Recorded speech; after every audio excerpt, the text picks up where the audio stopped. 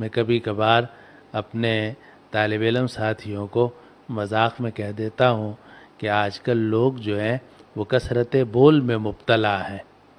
عربی میں بول کچھ اور معنی میں آتا ہے، بول اردو میں بولنے کو کہتے ہیں۔ تو یہ مرض ہے کثرت بول کا کہ آدمی ہر وقت بولنے کی کوشش کرے، حالانکہ نبی کریم صلی اللہ علیہ وسلم کا ارشاد ہے کہ من صمت نجا، جو آدمی خاموش رہا اس نے نجات پائی۔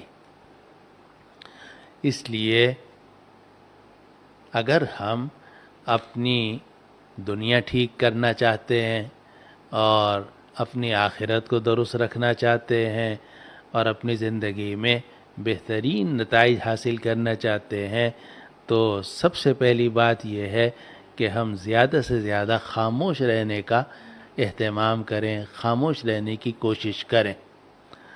تو اس لیے بولنے کے بجائے سب سے پہلے یہ سوچنا چاہیے کہ بولنا میرے لیے مفید بھی ہوگا یا نہیں ہوگا، بولنا مفید ہے یا خاموش رہنا بہتر ہوگا۔ اس لیے اردو کا محاورہ ہے پہلے سوچو پھر تولو پھر بولو۔ تو سوچو کا مطلب یہ ہے کہ پہلے ہم یہ بات سوچیں کہ ہمیں بات کرنی بھی چاہیے یا نہیں کرنی چاہیے، اور اس وقت میں بات کرنا بہتر ہے یا خاموش رہنا بہتر ہے۔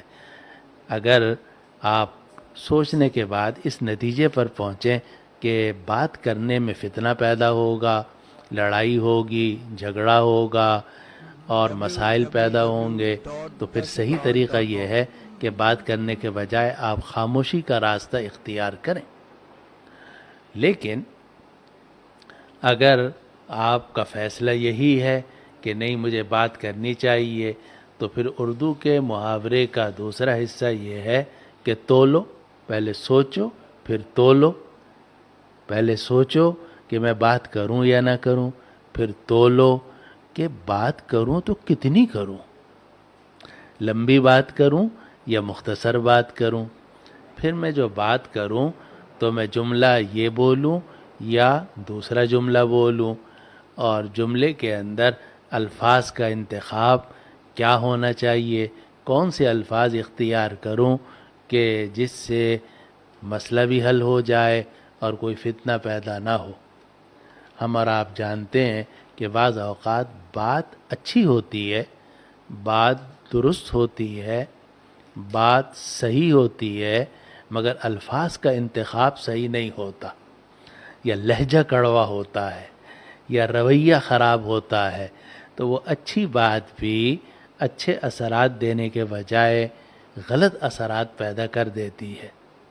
اس لیے اگر سوچنے کے بعد ہم اور آپ اس نتیجے پر پہنچیں کہ ہمیں بات کرنی چاہیے، تو پھر اس بات میں الفاظ کا انتخاب کرنا انتہائی اہم ہے کہ میں بات لمبی کروں یا مختصر کروں، الفاظ اس میں کیسے رکھوں۔